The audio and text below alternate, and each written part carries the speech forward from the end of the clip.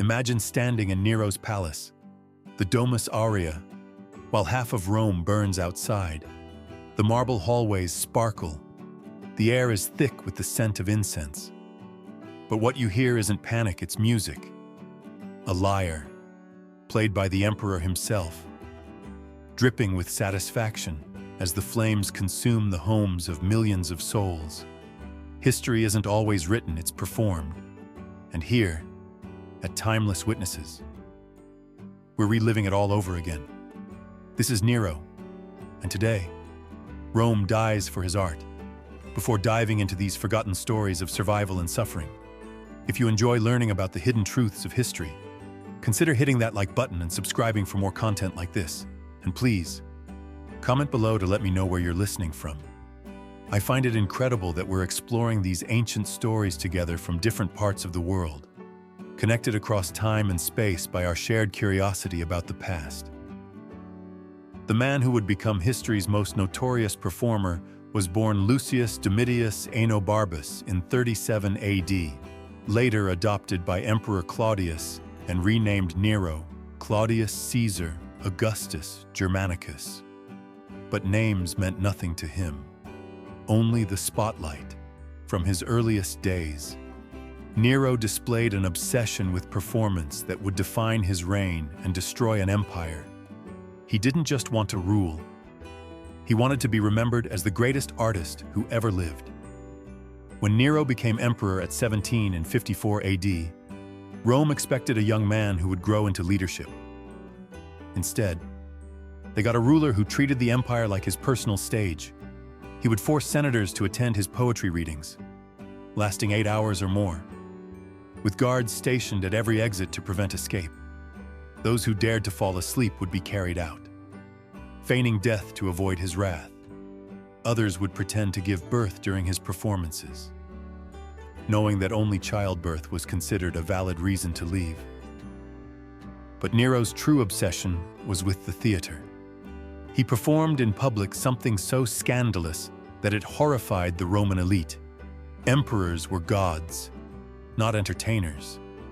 Yet there he stood, sweating under stage lights, his voice cracking as he sang tragic roles, his face painted with the masks of heroes and villains. He competed in chariot races, fixing the results so thoroughly that he once won a 10-horse race after falling off his chariot entirely. The judges still awarded him the victory crown. The Great Fire of Rome in 64 AD became his masterpiece, while ancient sources debate whether he started the fire himself. What's undeniable is his reaction. As flames devoured the city for 6 days and 7 nights, Nero saw opportunity. He commandeered a private stage and performed his own composition, The Sack of Troy, complete with costume changes and dramatic gestures, while citizens died in the streets below. Later, he would use the cleared land to build his golden house, a palace so vast it covered roughly 300 acres of central Rome, complete with an artificial lake and a 120-foot bronze statue of himself. Nero's appetite for performance extended to his personal life, with equally disturbing results. He kicked his pregnant wife Poppaea Sabina to death in 65 AD during a fit of rage, then married a young man named Sporus, whom he had castrated to resemble his dead wife. He forced Sporus to wear women's clothing and took him as a bride in a formal ceremony, complete with wedding veils and dowry. But even this wasn't enough. He later married another man, Pythagoras, in a ceremony where Nero played the role of bride, complete with bridal veil and traditional wedding night. The emperor's final performance came in 68 AD, when rebellions across the empire closed the curtain on his reign. As enemy forces approached Rome, Nero couldn't bring himself to die by the sword like a proper Roman. Instead, he spent his final hours composing poetry and practicing dramatic death scenes. His last words, according to historian Suetonius, were, "What an artist dies in me, even in death." He couldn't escape the spotlight from the ashes of Nero's Rome. We travel forward to the Syrian sun of 218 AD, where another young emperor would make Nero's excesses seem almost restrained. Elagabalus, born Varius Avitus Bassianus, became emperor at 14 through his grandmother's political maneuvering.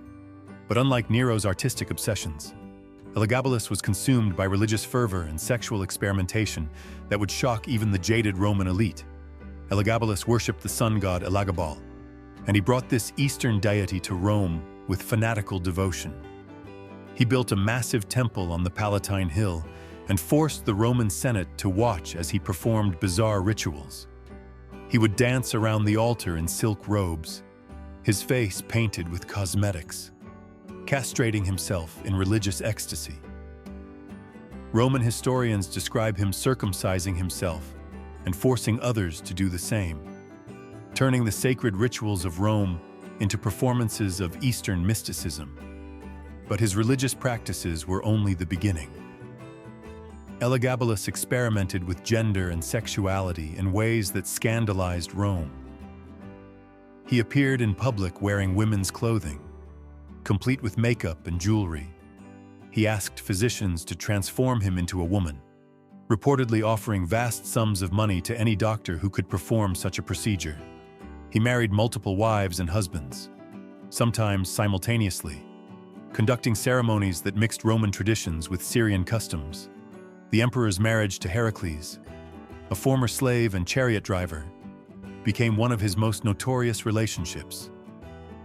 Elagabalus would address Heracles as his husband and took the role of wife, even wearing women's clothing during their private moments. Court observers noted that the emperor would paint his eyes with cosmetics and remove his body hair, presenting himself as feminine as possible. He allegedly operated a brothel from the imperial palace, personally soliciting customers and taking payment for his services. Elagabalus's reign lasted only 4 years, but his impact on Roman society was profound. He elevated his lovers to high positions, regardless of their qualifications. He appointed a chariot driver as prefect of the Praetorian Guard, the emperor's personal protection force. He made a former slave his chief advisor, while dismissing experienced senators and generals.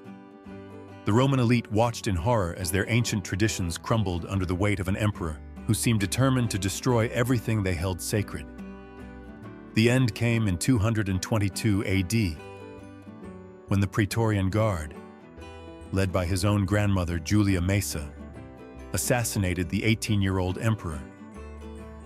His body was dragged through the streets of Rome, then thrown into the Tiber River. The Senate ordered his name removed from all official records, a punishment called damnatio memoriae, the condemnation of memory. Yet history remembered him anyway. As one of the most bizarre and controversial rulers in Roman history, the madness of absolute power reached perhaps its most extreme expression in Caligula. Born Gaius Julius Caesar Augustus Germanicus in 12 AD, his nickname Caligula came from the tiny military boots he wore as a child among his father's legions. But there was nothing childlike about the monster he became. When he assumed power in 37 AD, Romans celebrated, believing they were rid of the paranoid Tiberius. They had no idea they were trading one nightmare for another. Caligula's descent into madness began subtly. He restored democratic elections, freed political prisoners, and gave generous bonuses to the Praetorian Guard. But after falling seriously ill in 37 AD, he emerged from his sickbed transformed. Some historians believe he suffered from temporal lobe epilepsy. Others suggest poisoning. But the cause mattered less than the result. An emperor who believed he was a living god. His first acts of divine madness involved conversations with statues. Palace servants reported finding him deep in discussion with the statue of Jupiter. Sometimes arguing violently with the marble figure, he would cover the statue's head with a cloth when lightning struck. Believing Jupiter was trying to frighten him, he built a bridge from his palace to the temple of Jupiter, so he could visit his fellow god more easily. Guards reported hearing him laughing and talking to invisible companions throughout the night. But Caligula's cruelty distinguished him from mere madness. He forced senators to run alongside his chariot for miles, then laugh as they collapsed from exhaustion. He made elderly nobles fight in gladiatorial contests, watching with delight as they struggled to lift their weapons. During one banquet, he suddenly burst into laughter. When his guests asked what amused him, he replied, "I just realized I could have you all killed with a single word." The laughter died in the dining hall. His treatment of his horse Incitatus became legendary. Caligula built the animal a marble stable with an ivory manger and purple blankets. He appointed the horse as a priest, and allegedly planned to make it a consul, one of Rome's highest offices. Dinner guests were required to speak to Incitatus with the same respect they showed the emperor. The horse ate from golden bowls and drank wine from jeweled goblets, while senators' families starved from Caligula's excessive taxation. The emperor's sexual appetites were equally disturbing. He committed incest with all three of his sisters, openly boasting about these relationships at public gatherings. He forced other senators to watch as he violated their wives and daughters. Sometimes during dinner parties, he would send soldiers to drag women from their homes for his pleasure, then return them hours later, often describing in detail what he had done to their husbands and fathers. Caligula's building projects revealed his megalomaniacal nature. He began construction on a bridge across the Bay of Naples, nearly 3 miles long, simply so he could ride across it. Wearing Alexander the Great's breastplate, he built a temporary bridge of boats across the bay and rowed back and forth for days, throwing Roman citizens into the water when they failed to cheer loudly enough. The project bankrupted the treasury and accomplished nothing except satisfying his desire for spectacle. His end came in 41 AD, when Cassius Chaerea, a Praetorian Guard officer, whom Caligula had repeatedly humiliated, led a conspiracy against him. They cornered the emperor in an underground passage beneath the palace and stabbed him 30 times. His wife Caesarea and infant daughter were also murdered to prevent any attempt at succession. The Senate attempted to restore the Republic, but the Praetorian Guard had already proclaimed Claudius emperor, ending the brief dream of freedom. From the marble halls of Rome, we journey to the wind-swept steppes of the Mongol Empire, where Genghis Khan, born Temujin around 1162 AD, would unite the nomadic tribes through brutality that made Roman excess seem civilized. But his most bizarre habit wasn't his military tactics. It was his obsession with biological warfare and psychological torture that revealed a mind as calculating as it was cruel. Genghis Khan's rise from a tribal outcast to the ruler of the largest contiguous empire in history began with a simple philosophy: total submission or total destruction. But his methods of achieving this submission were far from simple. He perfected the art of terror as a weapon, using it to break enemies' will before the first arrow was fired. His most disturbing practice was the systematic use of plague victims as weapons of war. During the siege of Kafir in 1347 AD, Mongol forces catapulted plague-infected corpses over the city walls, one of the first recorded uses of biological warfare. But this wasn't Genghis Khan's innovation. It was his successors copying techniques he had pioneered decades earlier. Khan's armies collected diseased animals and human corpses, storing them in specialized wagons that followed his forces. When attacking fortified cities, they would launch these rotting projectiles using giant catapults, spreading disease and terror simultaneously. The great Khan's personal habits were equally unsettling. He believed that washing would remove his spiritual power. So he rarely bathed and forbade his warriors from cleaning themselves during campaigns. The Mongol army moved across Asia like a plague of unwashed bodies, their smell preceding them by miles. Enemy scouts could track their movement by the stench alone. Khan believed this filth made his warriors more fearsome and spiritually powerful. His treatment of conquered peoples revealed a mind that understood psychological warfare better than any general before him. He would spare skilled craftsmen and engineers, but execute every man taller than a wagon wheel, ensuring that only the young and traumatized survived to spread terror. Children were forced to watch their parents' execution, then integrated into Mongol society as psychological weapons against their own people in future campaigns. Genghis Khan's sexual practices were systematically brutal. He maintained a harem of thousands of women. But his true obsession was the rape of enemy leaders' wives and daughters in front of their families. He believed that humiliating enemy males was more effective than killing them, as survivors would spread fear more effectively than martyrs. His armies were instructed to bring him the most beautiful women from every conquered city, not for pleasure, but as trophies of psychological domination. The Khan's death in 1227 AD was as mysterious as his life was brutal.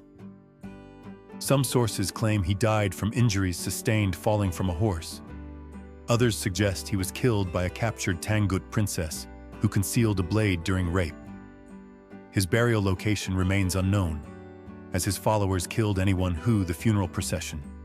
Over 800 people died to keep his grave secret, their bodies scattered across the steppes to prevent anyone from following the trail.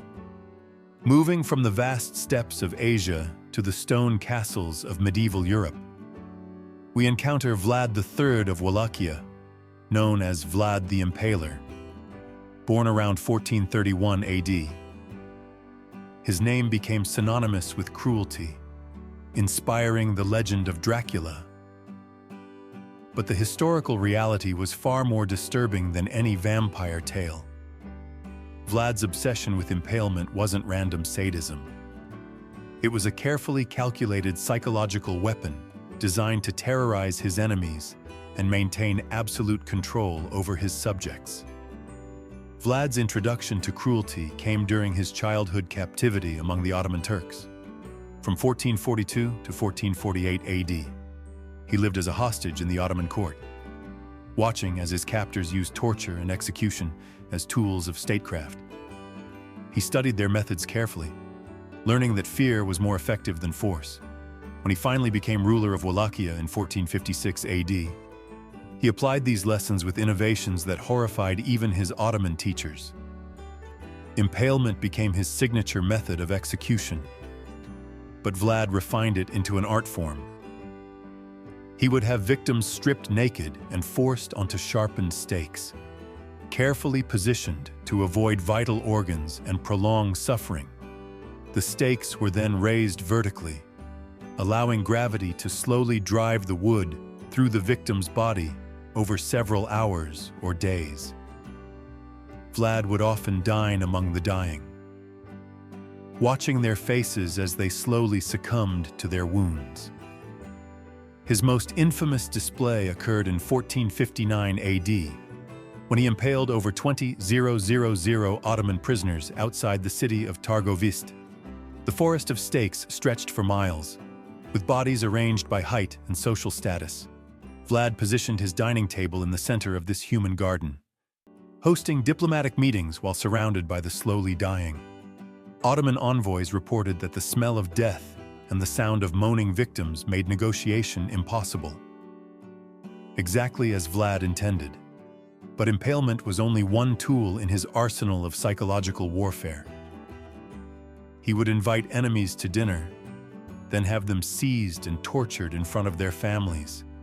He once invited several hundred nobles to a banquet, then had the doors sealed and the building burned with all the guests inside. He told survivors that he was cleaning the weeds from his garden.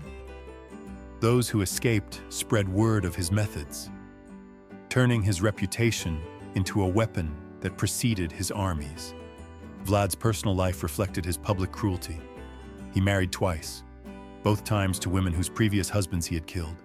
His first wife, whose name is lost to history, allegedly committed suicide by throwing herself from the castle tower rather than face capture by Ottoman forces. His second wife, Ilona Silagi, lived in constant fear of his moods. Court records describe her jumping at sudden sounds and refusing to eat food that hadn't been tested by servants. The ruler's obsession with cleanliness created a bizarre contrast to his bloody methods. He bathed multiple times daily and changed clothes frequently, as if trying to wash away the blood on his hands. He required his servants to maintain spotless conditions in his castle, executing those who failed to meet his standards. Visitors reported that his dining hall was immaculate, with fresh rushes on the floor and clean linens on the tables, even when surrounded by the stench of impaled victims outside. Vlad's end came in 1476 AD during a battle against the Ottomans. His own nobles, terrified of his unpredictable cruelty, abandoned him on the battlefield. His head was cut off and sent to the Ottoman Sultan in Constantinople, where it was displayed on a stake, a fitting end for the man who had killed thousands in the same manner. His body was buried in a monastery, but the exact location remains unknown, as monks feared his spirit might return to torment the living. From the blood-soaked battlefields of Wallachia, we travel to the sun-baked deserts of the Aztec Empire, where Moctezuma II, born around 1466 AD, ruled over millions of subjects through a combination of religious devotion and ceremonial brutality that made European monarchs seem restrained.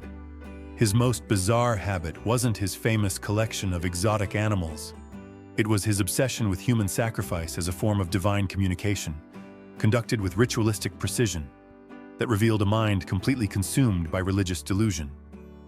Moctezuma Tezum became the 9th Aztec emperor in 1502 AD, ruling from his magnificent capital of Tenochtitlan, a city that Spanish conquistadors would later describe as more beautiful than any European capital. But beneath the beauty lay a civilization built on systematic human sacrifice, with Moctezuma serving as both priest and emperor in ceremonies that consumed thousands of lives annually. The emperor's daily routine began before dawn with ritual bloodletting.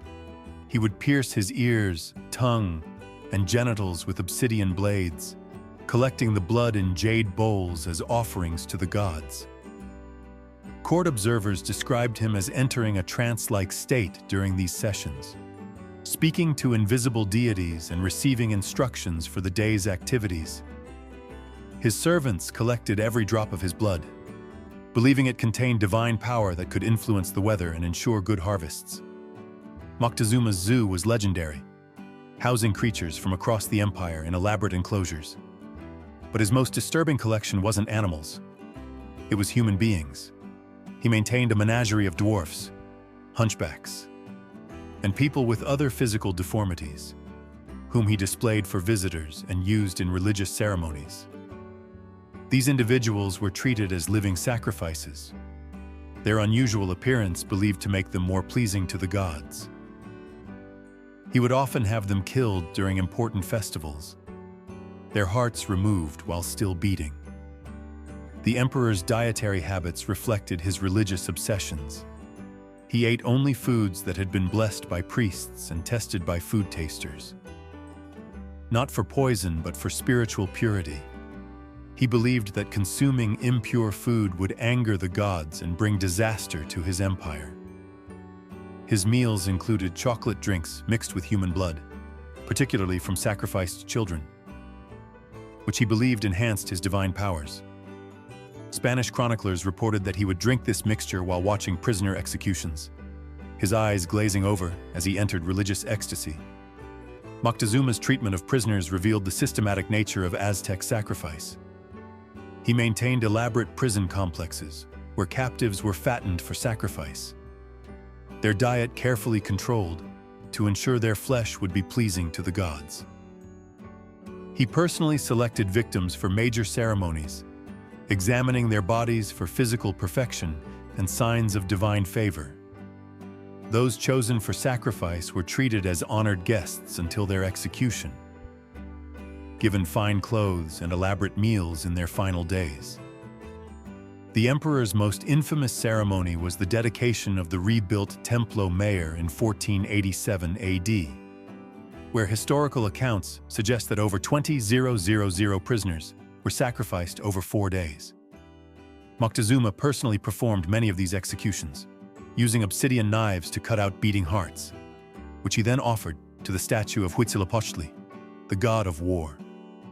The steps of the temple were painted red with blood, and the smell of death permeated the city for weeks afterward. His relationship with the Spanish conquistadors revealed the depth of his religious delusion. When Hernán Cortés arrived in 1519 AD, Moctezuma believed he was the returning god Quetzalcoatl, as predicted by Aztec prophecy. He welcomed the Spanish with elaborate ceremonies, offering them gold and precious stones while his advisors warned that these strangers intended to conquer his empire. His religious faith blinded him to the obvious threat, and he became a prisoner in his own palace. Moctezuma's death in 1520 AD remains controversial. Spanish sources claim he was killed by stones thrown by his own people during a rebellion, while Aztec accounts suggest the Spanish murdered him directly.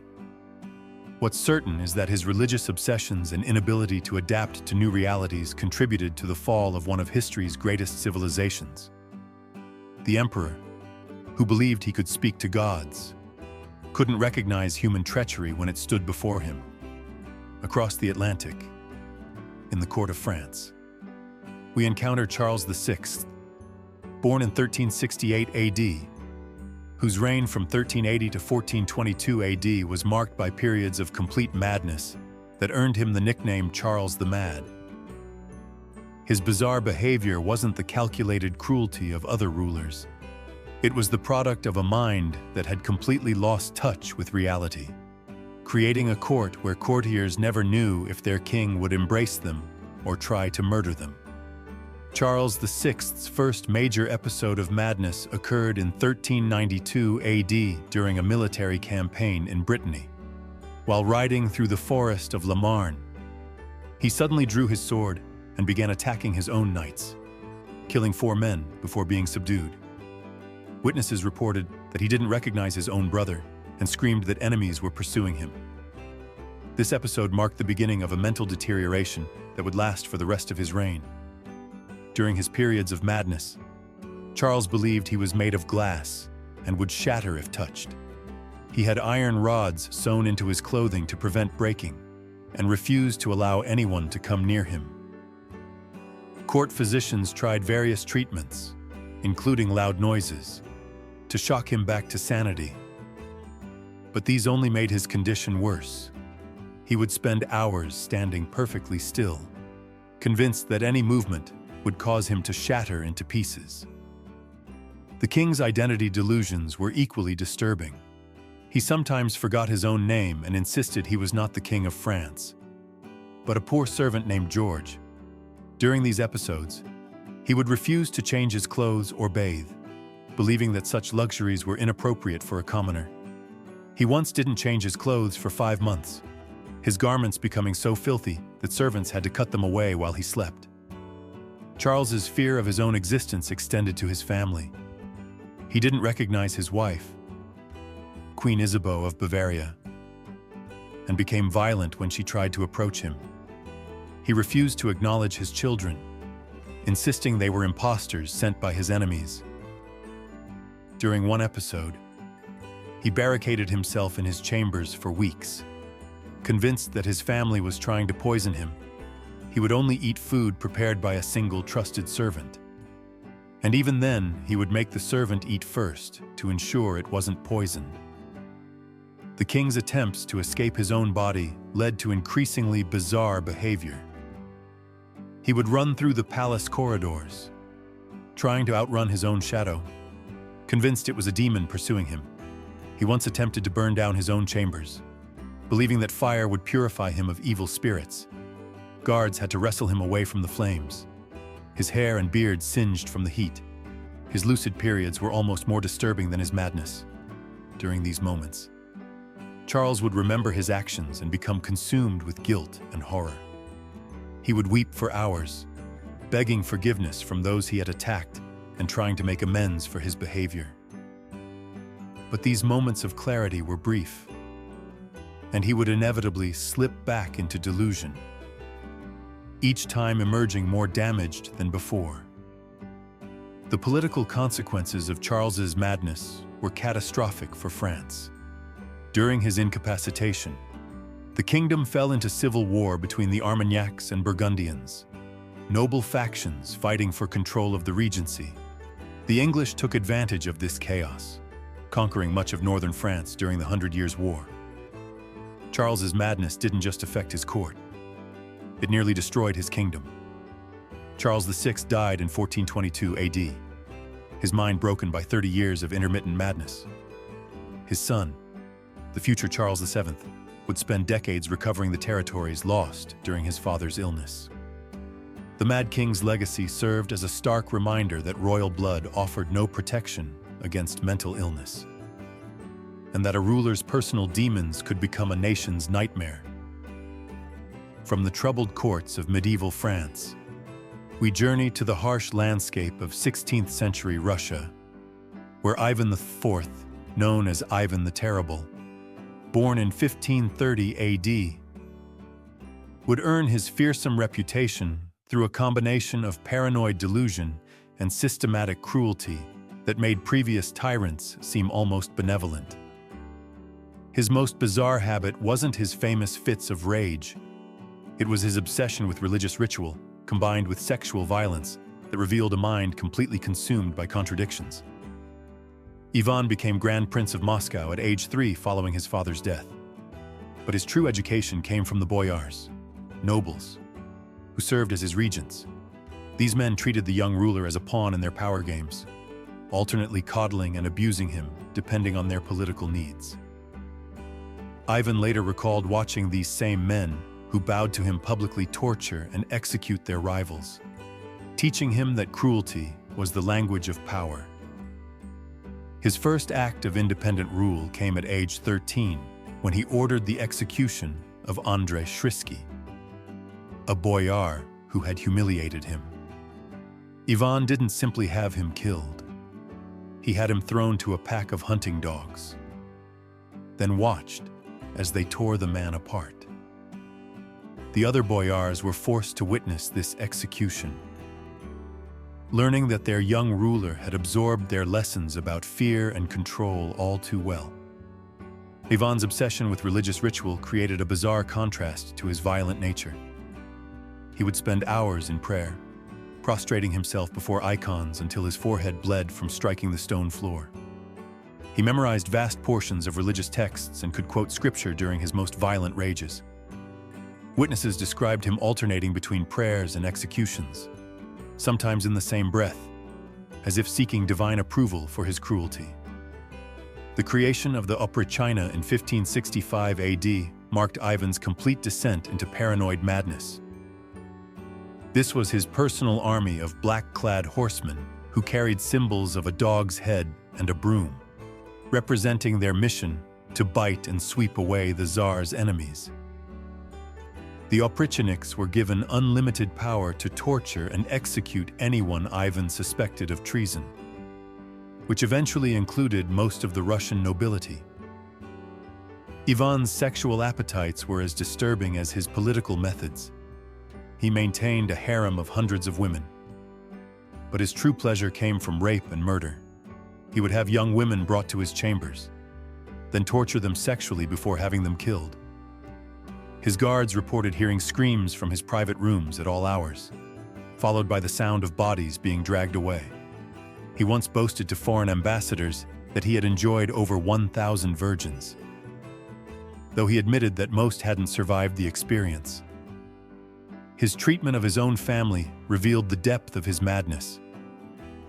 In 1581 AD, during a fit of rage, he struck his son and heir Ivan Ivanovich with his metal-tipped staff, fracturing the young man's skull. As his son lay dying, Ivan alternated between grief and fury, praying for forgiveness while raging at the boyars he blamed for his son's death. The prince died 3 days later, leaving Ivan without a competent heir and Russia facing a succession crisis. The Tsar's final years were marked by increasing paranoia and religious obsession. He took monastic vows while continuing his violent rule, believing that becoming a monk would cleanse him of his sins while allowing him to continue his earthly reign. He wore a hair shirt under his royal robes and spent hours in prayer. But these religious practices only seemed to fuel his cruelty rather than restrain it. Ivan's death in 1584 AD came while he was playing chess with a boyar Boris Godunov. He suddenly collapsed, possibly from a stroke, though some historians suggest poison. His last words were reportedly a prayer for forgiveness, but his legacy of terror would haunt Russia for generations. The time of troubles that followed his death nearly destroyed the Russian state. As various factions fought for control of the throne, he had weakened through his paranoid rule. From the frozen steppes of Russia, we travel to the opulent court of the Ottoman Empire, where Ibrahim I, born in 1615 AD, earned the title Ibrahim the Mad, through a combination of sexual obsession and religious delusion that would make him one of history's most bizarre rulers.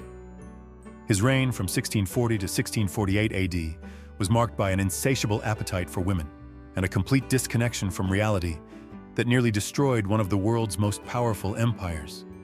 Ibrahim's path to madness began in childhood, when he spent his early years confined to the palace's cage, a luxurious prison where potential heirs were kept to prevent them from challenging the reigning sultan.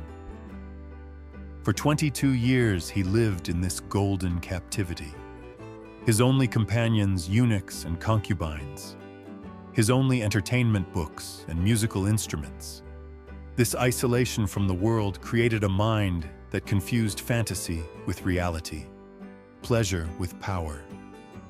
When Ibrahim became sultan in 1640 AD, following his brother Murad IV's death, he emerged from his cage completely unprepared for rule. His first act was to demand that his entire harem be replaced with new women, as he believed the previous concubines had been contaminated by his brother's presence. He sent agents throughout the empire to collect the most beautiful women, regardless of their status or marital situation, building a harem that eventually contained over 1,000 women. His obsession with female beauty reached pathological extremes. Ibrahim would spend entire days examining his concubines naked, ranking them by various physical attributes and keeping detailed records of their measurements. He developed specific fetishes for different body types, at one point becoming obsessed with overweight women after falling in love with a 330-pound concubine nicknamed Sugar Cube. He issued imperial decrees requiring all provinces to send him their heaviest women, believing that obesity was a sign of divine favor. The Sultan's daily routine revolved entirely around sexual gratification. He would wake each morning and select different women for elaborate sexual games, often involving multiple partners simultaneously. Palace servants reported that he would sometimes spend 12 hours in his private chambers, emerging only to eat or pray. His sexual appetite was so voracious that palace physicians constantly treated him for exhaustion and dehydration. Ibrahim's treatment of his concubines revealed the cruelty beneath his obsession. He would have women sewn into leather bags and thrown into the Bosphorus if they displeased him, believing that drowning would purify their souls. He once ordered the execution of his entire harem, nearly 300 women, because he suspected one of them of infidelity. The mass drowning took 3 days to complete, with palace guards rowing boats full of struggling women to the deepest parts of the strait. His spending on luxury items for his harem bankrupted the empire. He covered the walls of his private chambers with sable fur, costing more than the annual revenue of several provinces. He had pillows stuffed with crushed pearls and imported rare perfumes from across the known world. He commissioned a throne made entirely of amber and had his bathing pools filled with rose water and milk. Meanwhile, his soldiers went unpaid and his subjects starved from excessive taxation. The Sultan's religious practices were as bizarre as his sexual obsessions. He believed that his lust was divinely inspired and that satisfying his sexual desires was a form of worship. He would pray before entering his harem, asking Allah to bless his activities and grant him greater stamina. He commissioned religious scholars to write treatises justifying his behavior, paying them enormous sums to find passages in Islamic law that supported his lifestyle. Ibrahim's disconnection from reality became complete when he decided to personally lead a military campaign against Crete in 1645 AD. He had never seen a battle and had no military experience, but he believed his divine protection would ensure victory. He spent months preparing for the campaign by having his concubines dress as soldiers and stage mock battles in the palace gardens. When advisors tried to explain the realities of warfare, he had them executed for undermining imperial confidence. The end came in 1648 AD when the Janissaries, the empire's elite soldiers, finally lost patience with his incompetence. They stormed the palace and dragged him from his chambers, where he was found cowering among his concubines. His own mother, the Valide Sultan, reportedly gave permission for his execution, saying that he had brought shame to the Ottoman dynasty. He was strangled with a silk cord, the traditional method for executing Ottoman royalty, while his terrified concubines watched from behind their veils, from the perfumed chambers of the Ottoman court. We journey to the court of 17th century France, where Louis XIV, born in 1638 AD, would earn the title Sun King through an obsession with ceremony and control that transformed absolute monarchy into a bizarre theatrical performance. His reign from 1643 to 1715 AD was marked by ritualistic behavior so extreme that it turned every aspect of daily life into a stage production, with courtiers as unwilling actors in his grandiose delusion. Louis XIV's obsession with ceremony began in childhood, when his mother, Anne of Austria, and Chief Minister Cardinal Mazarin used elaborate court rituals to maintain royal authority during the Regency. The young king learned that every gesture, every word, every moment of his existence was a performance that reinforced his divine right to rule. By the time he reached adulthood, he had internalized this lesson so completely that he couldn't distinguish between public performance and private reality. The king's morning routine, known as the lever, became a sacred ritual that could take up to 2 hours. 24 courtiers had specific roles in his awakening ceremony, from the duke who had the honor of pulling back the bed curtains to the prince who handed him his shirt. Each action was performed in precise order, with participants bowing at specific moments and speaking only when addressed directly. The king would sit motionless during this ceremony, his face expressionless, as if he were a statue being dressed by worshippers. His eating habits were equally ritualized. Every meal became a public performance, with specific courtiers assigned to taste his food, serve his wine, and even hand him his napkin. He never ate in private, believing that dining was a royal duty that should be witnessed by his subjects. The king would consume enormous quantities of food, often 4 bowls of soup, a whole chicken, multiple cuts of meat, and several desserts, while maintaining perfect posture and royal composure. Courtiers were required to stand throughout these meals, sometimes for hours, while he ate in regal silence. Louis XIV's obsession with his own appearance reached pathological levels. He spent hours each morning in front of mirrors, examining his face for signs of aging or imperfection.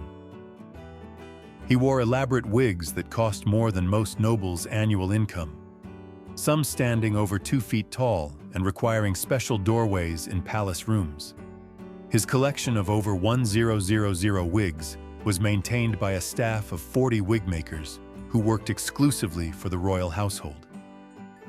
He changed his clothes up to 6 times daily, each outfit requiring a formal ceremony with specific protocols for dressing and undressing. The construction of Versailles became his ultimate expression of controlled reality. He transformed a modest hunting lodge into the most magnificent palace in Europe. But his true innovation was creating a court system that turned nobility into prisoners of ceremony. Every aspect of life at Versailles was regulated by Byzantine protocols that kept the aristocracy focused on trivial matters while he consolidated absolute power. Nobles competed for the privilege of watching him eat, sleep, and use the bathroom, their former independence replaced by desperate hunger for royal attention. His courtiers' lives became nightmarish performances. The Duchess of Burgundy once collapsed during a lever ceremony, but was forbidden to leave until the king dismissed her. She stood for 3 hours with a broken ankle, her face pale with pain, while Louis XIV continued his routine unchanged. The Duke of Saint-Simon recorded that courtiers would soil themselves rather than risk leaving a ceremony without permission, their desperation hidden behind elaborate court dress and powdered faces. Louis XIV's sexual habits were as regulated as his court ceremonies. He maintained official mistresses in addition to his 2 wives. But even these relationships followed strict protocols. His lovers were required to participate in court ceremonies and maintain specific roles in the royal household. Madame de Montespan, his most famous mistress, was forced to attend Mass with the Queen and participate in religious ceremonies while publicly known as the king's lover. This bizarre arrangement created a court where adultery was institutionalized and sanctified through ceremony. The king's death in 1715 AD revealed the ultimate emptiness of his theatrical reign. He had created a system so focused on performance that it had lost touch with reality. His successors inherited a bankrupt kingdom, a resentful nobility, and a population that had forgotten how to govern itself. The elaborate ceremonies that had sustained his reign for 72 years collapsed within decades, leading to the French Revolution and the execution of his descendant, Louis XVI. From the gilded halls of Versailles, we cross the English Channel to encounter Henry VIII, born in 1491 AD, whose reign from 1509 to 1547 AD was marked by an obsession with marriage and divorce that would split England from the Catholic Church and create a legacy of terror that made him one of history's most feared monarchs. His bizarre habit wasn't just his 6 marriages. It was his systematic use of execution as a solution to personal problems, turning the Tower of London into his private divorce court. Henry VIII began his reign as a golden prince, handsome and athletic, beloved by his subjects and praised by European courts. But his inability to produce a male heir with his first wife, Catherine of Aragon, triggered a psychological transformation that would define his reign. His obsession with male succession wasn't just political. It was a personal torment that consumed his thoughts and drove him to increasingly desperate measures. The king's break with Rome in 1534 AD over his divorce from Catherine revealed the extremes he would pursue to satisfy his desires. He declared himself supreme head of the Church of England, not from religious conviction, but from sexual frustration. He systematically destroyed England's monasteries, seizing their wealth and land. But his true innovation was using theological arguments to justify personal vendettas. He executed Thomas More and John Fisher, 2 of England's most respected scholars, simply because they wouldn't acknowledge his authority over the Pope. His treatment of his wives revealed a pattern of obsession, followed by murderous rage.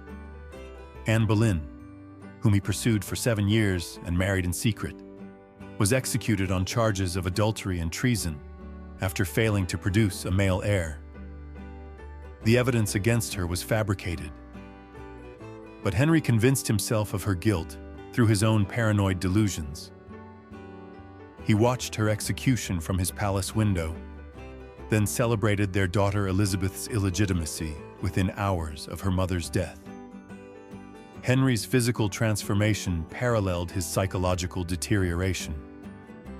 By middle age, he had grown enormously fat, his legs covered with festering ulcers that gave off a smell so putrid that courtiers could detect his presence from rooms away. His armor had to be constantly enlarged, and he required mechanical lifts to mount his horse. Yet he maintained the delusion that he was still the athletic prince of his youth, commissioning portraits that showed him as slim and powerful, while his actual body was grotesque and diseased. The king's paranoia reached its peak during his marriage to his fifth wife, Catherine Howard. When he discovered her previous relationships, he flew into such a rage that witnesses feared for their own safety. He had her executed along with her alleged lovers. But his fury didn't end there. He executed anyone who had known about her past and failed to inform him, including elderly servants who had worked for her family. The purge consumed dozens of lives, all because a teenage girl had been sexually active before marriage. Henry's final years were marked by increasing isolation and cruelty. He slept with a loaded crossbow beside his bed, convinced that assassins were lurking in the palace shadows. He had his food tasted by multiple servants and changed his sleeping chambers randomly to avoid poison. His courtiers lived in constant fear of his moods, knowing that a careless word could result in execution. The Tower of London's execution block was worn smooth from use during his reign. His death in 1547 AD came from complications related to his obesity and infected leg ulcers. His last words were reportedly, "Monks, monks, monks," perhaps a reference to the religious men he had destroyed during his break with Rome. He left behind a kingdom transformed by his personal obsessions, a daughter who would become one of England's greatest queens, and a legacy of terror that would influence English monarchy for centuries. From the English court, we journey to the mountains of Wallachia to encounter another member of the Dracul family, Radu the Handsome. Born around 1437 AD, younger brother of Vlad the Impaler, his bizarre habits weren't marked by his brother's cruelty, but by a complete submission to his Ottoman captors that earned him the throne of Wallachia while destroying his soul. His reign from 1462 to 1475 AD was characterized by sexual submission and cultural betrayal that made him one of history's most psychologically complex rulers. Radu's transformation began during his childhood captivity, alongside his brother Vlad in the Ottoman court. While Vlad learned cruelty and resistance, Radu chose accommodation and submission. He converted to Islam, learned Turkish and Arabic, and eventually became a favorite of Sultan Mehmed II. But his relationship with the Sultan went beyond political alliance. Historical sources suggest a sexual relationship that shaped his entire worldview and political philosophy. His unusual name, the Handsome, reflected his physical beauty and his use of sexuality as a political weapon. Ottoman chroniclers described him as exceptionally attractive, with fair skin and delicate features that made him popular among both men and women at court. He used his appearance to gain influence, reportedly serving as the Sultan's lover while maintaining relationships with other powerful Ottoman officials. His beauty became his primary political asset, a tool he wielded with calculated precision. When Radu became ruler of Wallachia in 1462 AD, he brought Ottoman customs to his Christian kingdom with an enthusiasm that shocked his subjects. He built mosques in Wallachian cities, invited Turkish settlers to colonize his lands, and implemented Islamic law alongside traditional Romanian customs. His court became a bizarre hybrid of Christian and Islamic traditions, with Orthodox priests serving alongside Muslim clerics in ceremonies that confused and disturbed his subjects. His relationship with his brother Vlad created one of history's most psychologically complex sibling rivalries. While Vlad impaled thousands of Ottoman prisoners, Radu welcomed Ottoman settlers with open arms. They fought multiple battles against each other, with Radu leading Ottoman forces against his own brother's army. The psychological toll of this conflict was evident in Radu's behavior. He would reportedly weep after victories against Vlad's forces. Torn between loyalty to his benefactors and love for his brother, Radu's sexual practices reflected his psychological submission to Ottoman authority. He maintained a harem of both men and women, modeled on the Sultan's court. But his primary relationships were with Ottoman officials and visiting dignitaries. He used sexual favors as diplomatic tools, hosting elaborate parties where political negotiations occurred alongside sexual encounters. His court became known throughout the Ottoman Empire as a place where any pleasure could be obtained for the right price. The ruler's treatment of his Christian subjects revealed the depth of his cultural transformation. He forced Orthodox churches to include Islamic prayers in their services and required Christian nobles to learn Turkish. He appointed Muslim administrators to govern Christian villages and imposed Ottoman taxation systems that enriched Turkish merchants while impoverishing his own people. His subjects began to see him not as their king, but as a Turkish puppet who had sold his soul for power.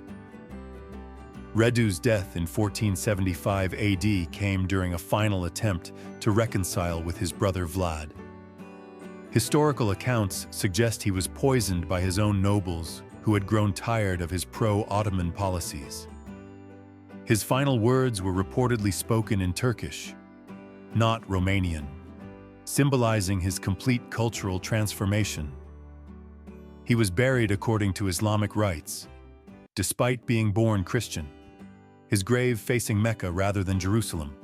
From the cultural confusion of medieval Wallachia, we travel to the sophisticated courts of medieval Baghdad, where Hakim Baya Amirullah, born around 985 AD, ruled the Fatimid Caliphate from 996 to 1021 AD with a combination of religious fanaticism and personal eccentricity that made him one of history's most bizarre rulers. His reign was marked by random prohibitions, architectural obsessions, and claims of divinity that revealed a mind completely disconnected from reality. Al-Hakim's rise to power came at age 11 following his father's death. But his education was overseen by eunuchs and religious scholars who filled his mind with mystical theories and apocalyptic prophecies. He became convinced that he was a divine incarnation. The final imam prophesied to appear before the end of times. This delusion shaped every aspect of his rule, from his bizarre laws to his treatment of his subjects. His first act as an independent ruler was to prohibit the consumption of certain vegetables. Believing that foods with strong flavors corrupted the soul, he banned onions, garlic, and leeks throughout his territory, with violators subject to severe punishment. He then extended these prohibitions to include grapes, honey, and various spices, creating a dietary system so restrictive that his subjects struggled to find acceptable food. His reasoning was that bland food purified the spirit and prepared believers for spiritual enlightenment. Al-Hakim's obsession with controlling human behavior extended to bizarre regulations governing daily life. He prohibited people from working during daylight hours, believing that darkness was more spiritually pure than sunlight. He banned women from leaving their homes except during specific hours, and required them to wear veils so thick they could barely see. He prohibited the making of women's shoes, believing that the sound of female footsteps was sexually provocative and distracted men from religious contemplation. The Caliph's architectural projects revealed his megalomania and disconnection from practical reality. He began construction on the Hall of Wisdom, intended to be the largest library in the world. But his plans were so grandiose that the building was never completed. He ordered the construction of numerous mosques, but each had to be built according to his specific visions, which he claimed came from divine revelation. Many of these structures were demolished and rebuilt multiple times when he received new revelations about their proper design. His treatment of religious minorities reflected his unstable personality. He alternately persecuted and protected Christians and Jews, depending on his mood and his latest mystical insights. He once ordered the destruction of all churches and synagogues in his territory, then reversed the decision and paid for their reconstruction. He forced Christians to wear heavy wooden crosses and required Jews to wear distinctive clothing, then abolished these requirements and invited persecuted minorities to serve in his administration. Al-Hakim's claims of divinity reached their peak when he declared himself the final incarnation of God on earth. He required his subjects to prostrate themselves in his presence and commissioned religious scholars to write treatises proving his divine nature. He claimed to perform miracles and insisted that his dreams were prophetic visions that revealed God's will. His followers, known as Druze, still exist today and consider him a divine figure, though most contemporary Muslims viewed him as a dangerous heretic. The caliph's mysterious disappearance in 1021 AD, while riding alone in the desert, has never been explained. Some historians believe he was murdered by his own guards. Others suggest he staged his own death to escape the pressures of rule. His blood-stained clothes were found on a hillside, but his body was never recovered. His followers claimed he had ascended to heaven, while his enemies celebrated his apparent death. The truth died with him in the desert sands.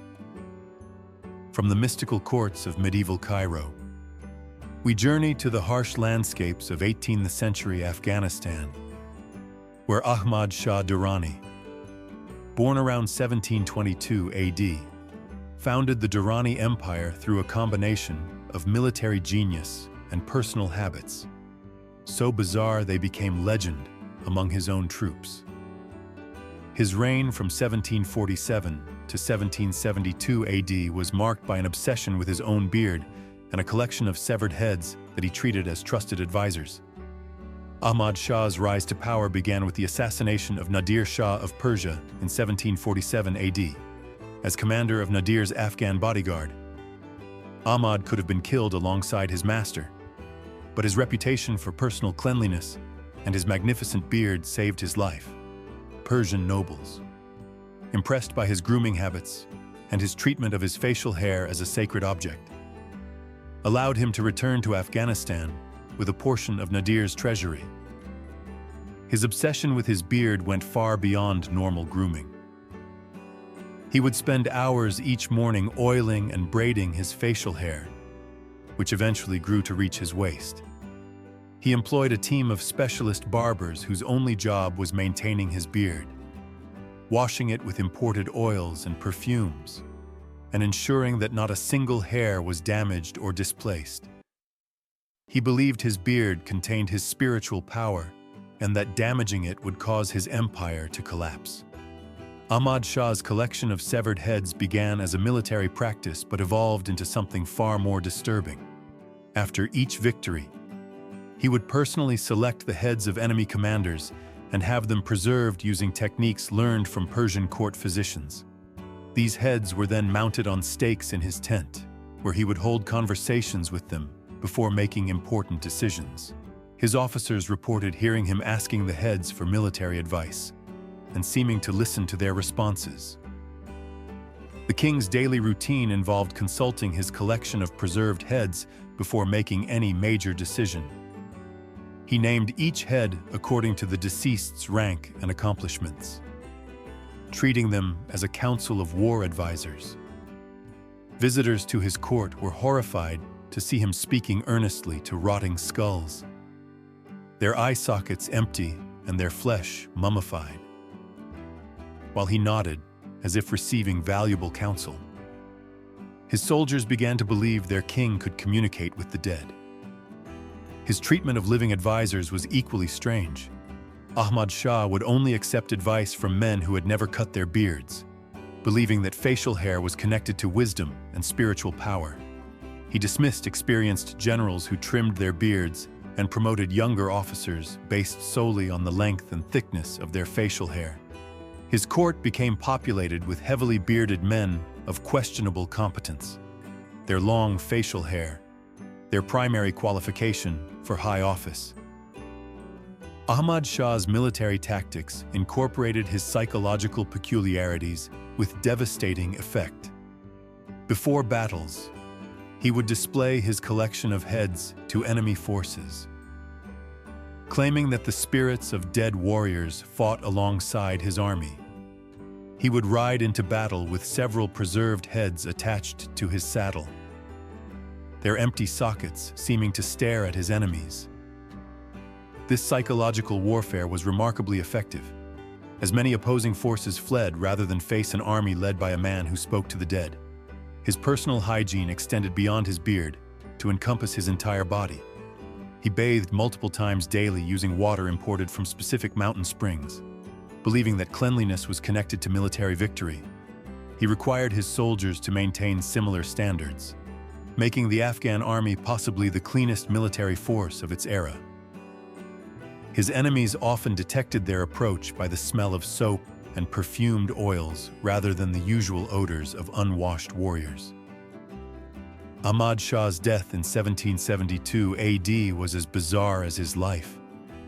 He died of cancer, but spent his final weeks giving detailed instructions for the preservation of his own head, wanting to ensure he could continue advising his successors from beyond the grave. His son Timur Shah followed these instructions, keeping his father's preserved head in the royal palace for several years, before finally burying it according to Islamic law. The empire Ahmad had built through his strange genius collapsed within decades of his death. From the mountains of Afghanistan, we travel to the palaces of 16th century India, where Akbar the Great, born in 1542 AD, ruled the Mughal Empire from 1556 to 1605 AD. With a combination of religious tolerance and personal eccentricity that made him one of history's most complex rulers. His bizarre habit wasn't cruelty or excess. It was his obsession with creating a new religion that combined elements of every faith he encountered, turning his court into a theological laboratory where he played the role of divine prophet. Akbar's religious experimentation began with his education under multiple tutors representing different faiths. He learned from Muslim scholars, Hindu priests, Christian missionaries, Zoroastrian teachers, and Buddhist monks, absorbing elements from each tradition while rejecting their claims to exclusive truth. By adulthood, he had developed a syncretic worldview that saw all religions as partial expressions of a single divine truth that only he could fully understand. His creation of the Din-i-Ilahi, religion of God, in 1582 AD represented the culmination of his theological ambitions. This new faith combined Islamic monotheism, Hindu reincarnation, Christian morality, and Zoroastrian fire worship into a system that Akbar claimed had been revealed to him directly by God. He appointed himself as the religion's prophet and required his closest courtiers to convert, though he never forced the practice on his broader subjects. The emperor's daily routine revolved around religious debate and experimentation. He built the Ibad Khana house of worship, where representatives of different faiths would engage in theological discussions while he listened and offered his own interpretations. These sessions could last for hours, with Akbar questioning priests and scholars about their beliefs while developing his own theories about divine truth. He took detailed notes during these debates, compiling them into religious texts that formed the foundation of his new faith. Akbar's treatment of religious art reflected his syncretic approach. He commissioned paintings that depicted Hindu gods alongside Islamic calligraphy, Christian symbols next to Buddhist iconography. His court artists created works that would have been considered blasphemous by Orthodox believers of any faith, but which Akbar saw as expressions of universal truth. He personally designed religious ceremonies that incorporated elements from multiple traditions, creating rituals that confused and sometimes horrified visitors to his court. His marriage practices reflected his religious philosophy. He married Hindu, Muslim, and Christian wives, not just for political alliance but to demonstrate the unity of different faiths under his rule. Each wife was allowed to practice her own religion, and Akbar would participate in their various religious ceremonies, seeing them as different paths to the same divine truth. His court became a living example of religious tolerance that was unprecedented in the medieval world. The emperor's intellectual curiosity extended to his approach to governance. He abolished the jizya tax on non-Muslims, promoted religious minorities to high positions, and established a system of administration that valued competence over religious affiliation. His empire became a refuge for persecuted religious minorities from across Asia, as his reputation for tolerance spread among communities facing religious persecution elsewhere. Akbar's death in 1605 AD marked the end of one of history's most remarkable experiments in religious synthesis. His son Jahangir abandoned the Din-i-Ilahi and returned to Orthodox Islam. But the legacy of religious tolerance that Akbar had established continued to influence Mughal policy for generations. His tomb in Sikandra reflects his syncretic vision, combining Islamic, Hindu, and Christian architectural elements in a structure that seems to embody his belief in the unity of all faiths. From the religious experiments of Mughal India, we journey to the windswept highlands of Scotland, where David I, born around 1084 AD, ruled from 1124 to 1153 AD with a combination of religious devotion and personal habits. So extreme they earned him sainthood while nearly bankrupting his kingdom. His bizarre obsession wasn't with power or pleasure.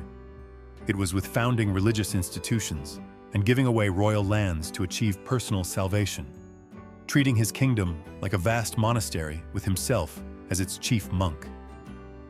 David's religious mania began during his youth at the Anglo-Norman court, where he was exposed to continental European monasticism and the reformist movement within the Catholic Church. He became convinced that royal power was a burden that endangered his soul unless used exclusively for religious purposes.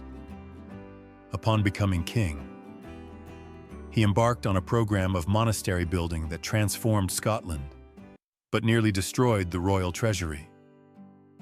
His daily routine resembled that of a monk more than a king. He woke before dawn for private prayers, attended multiple masses throughout the day, and spent hours copying religious manuscripts by hand. He wore a hair shirt under his royal robes and fasted so frequently that his courtiers worried about his health. He slept on a simple straw mattress in a bare cell within his palace, surrounding himself with religious symbols rather than royal luxury. The king's obsession with founding religious institutions reached extraordinary proportions. During his 29-year reign, he established over 20 major monasteries and countless smaller religious houses. He gave these institutions vast tracts of royal land, often the most fertile and valuable territories in Scotland. By the end of his reign, the church owned nearly 1/3 of all Scottish land, making it wealthier than the crown itself. David's approach to justice reflected his religious worldview. He established church courts alongside royal courts, often deferring to religious authorities in matters that traditionally fell under royal jurisdiction. He required all his officials to take religious vows and insisted that secular law conform to church doctrine. His kingdom became a theocracy in all but name, with bishops wielding more practical power than nobles. His treatment of money revealed the depth of his religious conviction. He gave away enormous sums to religious causes, funding the construction of elaborate churches and monasteries. While his own castles fell into disrepair, he refused to collect certain taxes, believing that royal wealth was spiritually corrupting. He personally distributed alms to the poor, sometimes giving away his own clothing to beggars, much to the horror of his courtiers. The king's marriage to Matilda of Huntingdon was conducted more like a religious ceremony than a royal wedding. He insisted that their relationship remain celibate, except for the as incompatible with his spiritual goals. Their court was described by visitors as resembling a monastery more than a palace, with constant prayers, religious ceremonies, and theological discussions, replacing the usual entertainments of medieval royalty. David's military campaigns were conceived as religious crusades rather than political conquests. He fought against pagan tribes on Scotland's borders, but his primary goal was conversion rather than conquest. He established churches in newly conquered territories before building castles, and he insisted that captured enemies be offered conversion before execution. His army included more priests than professional soldiers. His death in 1153 AD came while he was praying in his private chapel. His last words were reportedly a prayer for the souls of his enemies, and he was found kneeling before a crucifix, his hands clasped in prayer.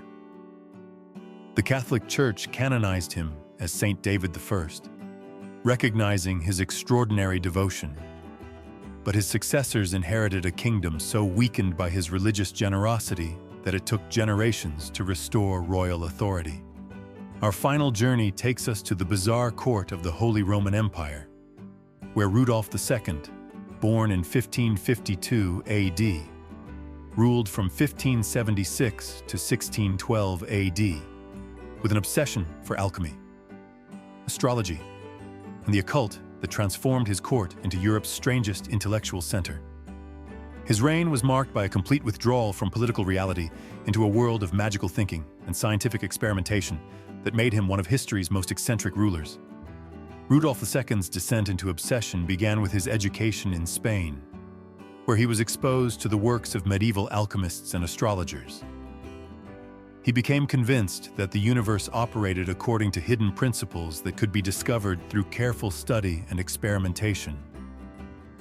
When he became emperor, he transformed his court in Prague into a haven for scholars, magicians, charlatans, and genuine scientists, creating an atmosphere where reality and fantasy blended into indistinguishable confusion.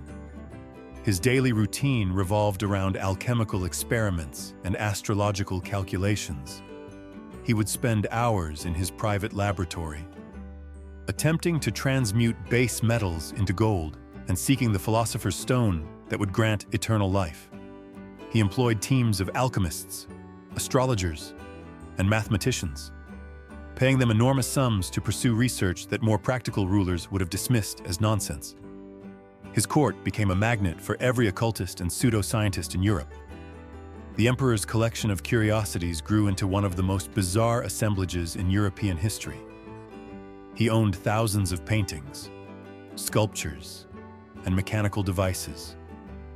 But his true passion was for objects he believed possessed magical properties. He collected supposed unicorn horns, crystals that allegedly revealed the future, and mechanical automata that seemed to move by supernatural power. His palace became a museum of the impossible, where visitors couldn't distinguish between genuine artifacts and elaborate hoaxes. Rudolph's treatment of his courtiers reflected his belief in astrology and magical influence. He would only conduct important business during astrologically favorable periods, and required his advisors to have their horoscopes cast before accepting their counsel. He believed that certain people possessed supernatural powers and would promote individuals based on their alleged magical abilities rather than their political competence. His court attracted every fortune-teller and miracle worker in Europe. His relationship with astronomer Tycho Brahe revealed both his genuine interest in scientific discovery and his inability to distinguish between legitimate research and occult nonsense. He provided Brahe with unlimited resources for astronomical observation, while simultaneously funding astrologers who claimed to predict the future from planetary movements. He treated mathematics and magic as equivalent disciplines, unable to recognize the difference between empirical research and mystical speculation. The emperor's personal life became increasingly isolated as his obsessions consumed him. He rarely appeared in public, spending most of his time in his laboratories and workshops. He never married, claiming that romantic relationships would interfere with his spiritual development. He communicated with his subjects primarily through written proclamations, many of which contained astrological advice and alchemical theories that bewildered recipients. Rudolph's mental deterioration accelerated in his later years as the gap between his magical thinking and political reality became unbridgeable. He believed his alchemical experiments were on the verge of breakthrough, while his empire crumbled around him. Religious wars devastated his territories, but he remained focused on his search for the philosopher's stone. His subjects began to see him as a madman rather than a ruler, and his own family eventually forced him to abdicate in favor of his more practical brother. His death in 1612 AD came while he was conducting an alchemical experiment. His hands stained with chemicals and his laboratory filled with failed attempts at transmutation. He left behind one of Europe's greatest art collections and a legacy of scientific patronage, but also an empire weakened by years of neglect. His court had been a strange hybrid of genuine intellectual achievement and complete delusion, reflecting the of a man who couldn't distinguish between knowledge and fantasy. As you sit here now, perhaps in the comfort of your home, the stories of these 15 kings might seem like ancient nightmares, safely contained within history books and scholarly accounts. But power corrupts with the same relentless efficiency. Whether it flows through marble halls in ancient Rome or modern boardrooms in glass towers, the tools change. Social media instead of impalement stakes, economic warfare instead of biological weapons, psychological manipulation instead of religious terror. But the fundamental dynamic remains unchanged. These weren't monsters who emerged from some primordial darkness. They were human beings, born with the same capacity for love and reason that exists in everyone. Yet absolute power transformed them into creatures that their own mothers wouldn't recognize. Their humanity dissolved in the acid of unchecked authority. They began as children who laughed and cried and dreamed, and ended as nightmares that haunted their subjects, long after death claimed them. The courtiers who bowed before Nero's burning Rome, the concubines who drowned in Ibrahim's Bosphorus, the peasants who starved while David built his monasteries. They all began their days hoping for simple things: a meal, safety, perhaps a moment of joy. Instead, they found themselves actors in tragedies, written by minds so warped by power that they had forgotten what it meant to be human. Tonight, as you close your eyes, remember that somewhere in the world power still flows through human hands. Remember that the capacity for both creation and destruction lives within every heart that beats with authority over others.